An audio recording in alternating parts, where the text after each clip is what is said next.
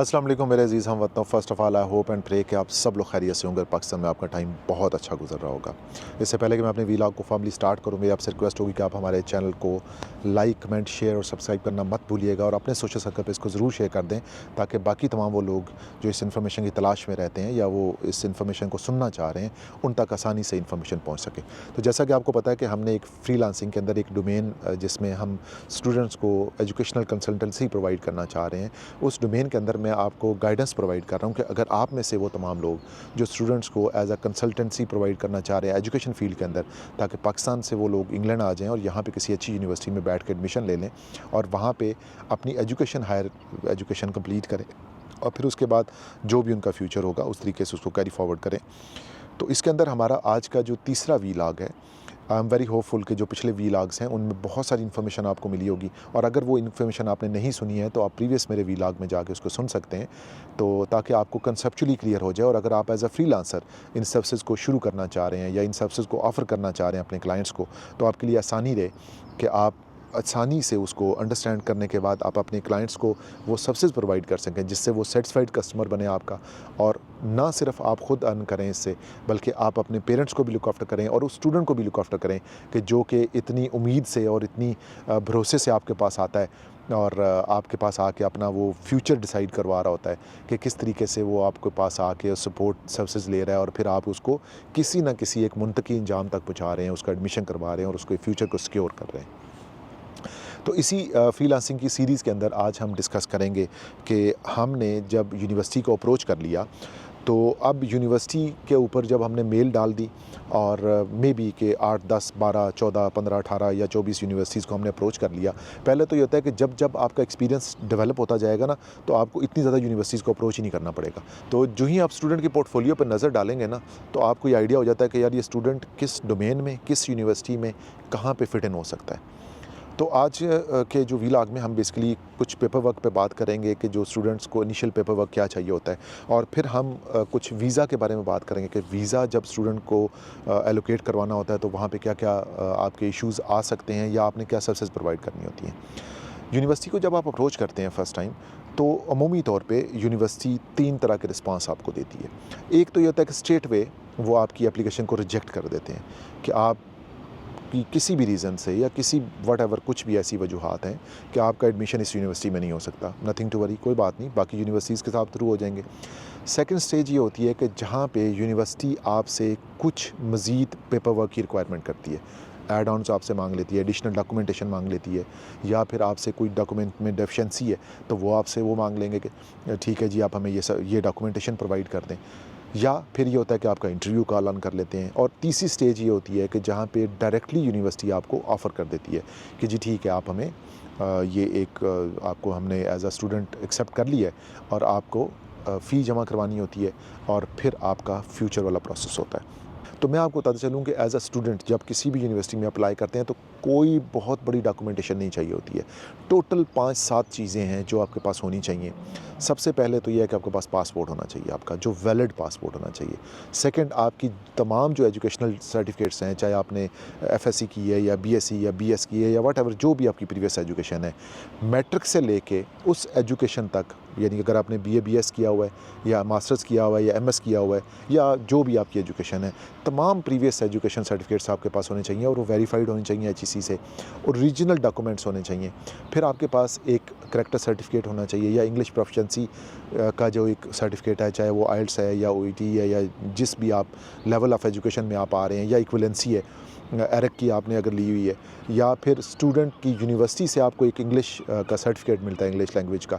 ये 2-3 डॉक्यूमेंट्स आपके पास होने चाहिए और उसके बाद आपका एक सीवी होनी चाहिए आपके पास। और सीवी के अंदर ज़ाहिर है जब हम बहुत यंग स्टेज में होते हैं तो हमें इतना पता नहीं होता कि भाई मेरी सीवी में क्या, हमारा तो एक्सपीरियंस ही नहीं होता। तो एक जनरल सीवी आपके पास होनी चाहिए कि भई आपकी एजुकेशन क्या है, आप कहाँ पे पैदा हुए, स्किल्स क्या हैं, हॉबीज़ क्या हैं, क्या चीज़ में आप इंटरेस्टेड हैं और आप क्यों इंग्लैंड जाना चाह रहे हैं। ये खैर एक अलग पोर्टफोलियो होता है। सीवी के अंदर आपने मोटा-मोटा 1 पेज की आपने सीवी बनानी होती है। फिर एक रेफरेंस लेटर होना चाहिए कि आपके पास मतलब आप जहाँ पे आपने अपने गोल्स डिफाइन करने हैं कि why you are going to UK, why you are going to this university and why you want to go over there, और वहाँ पे आप एजुकेशन हासिल करना चाह रहे हैं, उसकी रीज़न्स क्या हैं। क्यों आपने वहाँ पे जाना है और क्यों आपने इसी यूनिवर्सिटी में एडमिशन लेना है। ये जो रेफरेंस लेटर्स होते हैं ये आसानी से आप चैट जीपीटी पे भी बना सकते हैं। उस यूनिवर्सिटी के पोर्टफोलियो को देखते हुए, स्टूडेंट के पोर्टफोलियो को देखते हुए, उसके फ्यूचर गोल्स को देखते हुए, इन तीनों चीज़ों को आप कंबाइन करेंगे। उसकी एक पेन पिक्चर टाइप आप बनाएंगे और उस पेन पिक्चर को आप यूनिवर्सिटी को सबमिट करेंगे। और एक जो इम्पॉर्टेंट चीज़ है वो है फाइनेंशियल कंडीशन आपकी। अमूमी तौर पे जो यहाँ पे यूनिवर्सिटीज़ हैं वो जो फ़र्स्ट एडमिशन ऑफ़र करती हैं तो वो 10,000 पाउंड से लेके 15-18,000 पाउंड के अंदर फ़ॉल करती हैं और टोटल यही ख़र्चा होता है, उसके अलावा कोई ओवरहेड चार्जेस नहीं होते। जो आपकी वीज़ा और इमिग्रेशन फ़ी है वो थोड़ा सा एक्सपेंसेस होते हैं, बट वो इतने ज़्यादा नहीं होते हैं कि आपके बर्डन बहुत ज़्यादा हो जाए। अब एक इम्पॉर्टेंट क्वेश्चन आता है कि जो स्टूडेंट पूछते हैं कि जी हमारे बैंक में कितने पैसे होने चाहिए। तो देखिए, एक चीज़ जो आपको हमें ज़हन में रखनी है कि जितनी आप यूनिवर्सिटी को फ़ी दे रहे हैं उससे इक्वल अमाउंट आपके बैंक में पड़ी होनी चाहिए। फॉर एग्ज़ाम्पल, आपने एक यूनिवर्सिटी में एडमिशन लिया, उसकी फ़ी है 10,000 पाउंड, तो आपके बैंक में भी 10,000 पाउंड होने चाहिए। और जो प्रॉपर एक स्टेटमेंट होनी चाहिए, वो ऐसे नहीं है कि आपने किसी से उधार लिया, पक्का 10 लाख बैंक में डाला, उसकी एक स्टेटमेंट प्रिंट की 3 हफ्ते बाद और वो जाके जमा करा दी। आपकी एक ग्रोथ होनी चाहिए एक स्टेटमेंट के अंदर, एक ओरिजिनल देखने में पता चले कि यार ये कोई ओरिजिनल स्टेटमेंट है।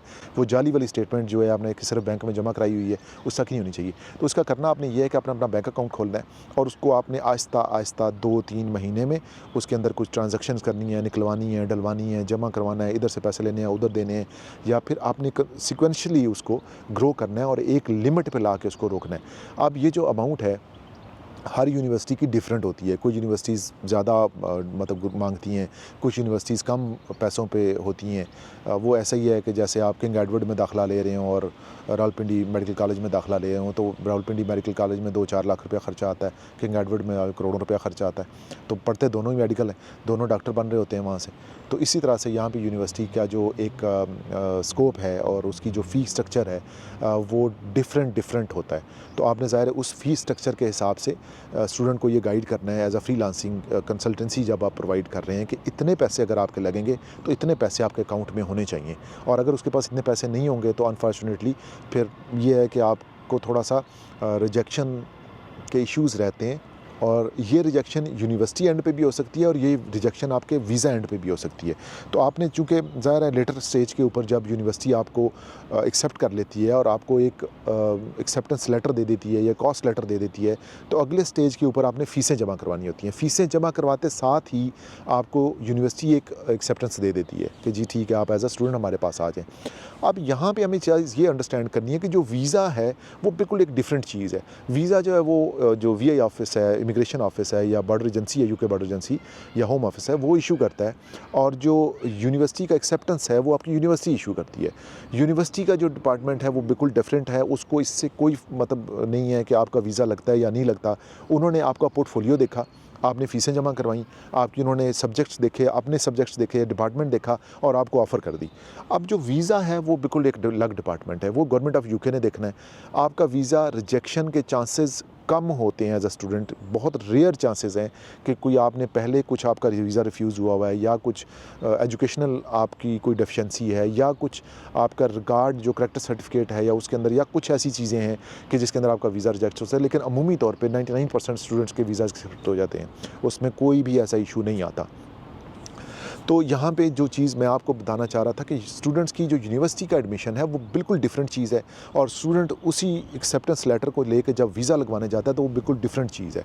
दोनों फेजेस जो हैं वो विद इन एक ही गो में होते हैं और जो ही यूनिवर्सिटी आपको एक्सेप्ट करती है और फौरी तौर पे आप वीज़ा अप्लाई कर देते हैं। तो ये जो चीज़ है कि जो लोग समझते हैं कि जी वो जब जाएंगे और वो कितना मतलब वो होगा कि जी यूनिवर्सिटी मुझे वीज़ा कैसे देगी, तो वो यूनिवर्सिटी से मैं वीज़ा कैसे लगवाऊंगा, तो वो उनको ये अंडरस्टैंडिंग होनी चाहिए या एज अ फ्रीलांसर आपको ये पता होना चाहिए कि यूनिवर्सिटी का एडमिशन का वीज़े के साथ कोई ताल्लुक नहीं है। वीज़ा बिल्कुल अलग चीज़ है और यूनिवर्सिटी का स्टूडेंट बिल्कुल एडमिशन जो है अलग चीज़ है। बी प्रिसाइज, बी स्पेसिफिक और जितनी रिक्वायरमेंट है उतनी ही जमा करवाएं। कोई ज़रूरत नहीं पड़ी है कि ओवर एंड अबव जाके आप वो चीज़ें जमा करवाते रहें और यूनिवर्सिटी को सिर्फ कायल करने के लिए कि मेरे पास गाड़ी भी है जी, मेरे करोड़ 2 करोड़ उधर भी पड़े हुए हैं और मेरा घर भी है और ये भी मेरी प्रॉपर्टी है और वो भी प्रॉपर्टी है। कोई ज़रूरत नहीं होती है। जितना स्पेसिफिक रहेंगे यानी जितना आप शोरबा कम बनाएंगे ना, उतना खाने में आसानी रहेगी आपको। जितना लंबा शोरबा करेंगे तो वो आपको खाने में मुश्किलात फिर पेश आएंगी उसको। और वीज़ा जो होता है वो आपका 3 मंथ का एंट्री वीज़ा होता है। जब आप उस वीज़े पे उस स्पेसिफिक टाइम के अंदर एंट्री कर लेते हैं यूके में, तो फिर यहाँ आके आपको बीआरपी मिल जाता है। बीआरपी बायोमेट्रिक रेजिडेंट परमिट होता है। उसके लिए भी मैंने एक अपने वीलॉग पहले से बनाए हुए हैं यहाँ पे। जिन्होंने बायोमेट्रिक रेजिडेंट परमिट की वीलॉग्स देखने हैं तो मेरी प्रीवियस वीलॉग्स में जाके इसको स्टडी कर सकते हैं। ये था जी हमारा आज का vlog. I am very hopeful कि बहुत सारी चीज़ें आपको अंडरस्टैंड हो रही होंगी, और अब आप इस डोमेन में एज अ फ्रीलांसिंग की जॉब करना चाह रहे हैं तो काफ़ी आपको आसानी हो रहेगी कि आपको जो अंडरस्टैंडिंग है इसकी वो हो गई होगी। तो इंशाल्लाह मुझे इजाज़त दें, बट हमारे चैनल को लाइक, कमेंट, शेयर, सब्सक्राइब करना मत भूलिएगा। हमारे बहुत सारे बाकी प्लेटफॉर्म जिसमें टिकटॉक है, फेसबुक है, इंस्टाग्राम है, बाकी प्लेटफॉर्म हमारे ऑपरेट हो रहे होते हैं, वहाँ पे ज़रूर आप हमें ज्वाइन कर लें। और वहाँ पे हमारी जितनी भी सर्विसेज हैं उनके ऊपर आप अपनी फ़ीडबैक भी दे सकते हैं और हमारे साथ वहाँ पे इन टच भी हो सकते हैं। इंशाल्लाह नेक्स्ट व्लॉग में मुलाकात होगी। Take care of yourself. अल्लाह हाफ़िज़।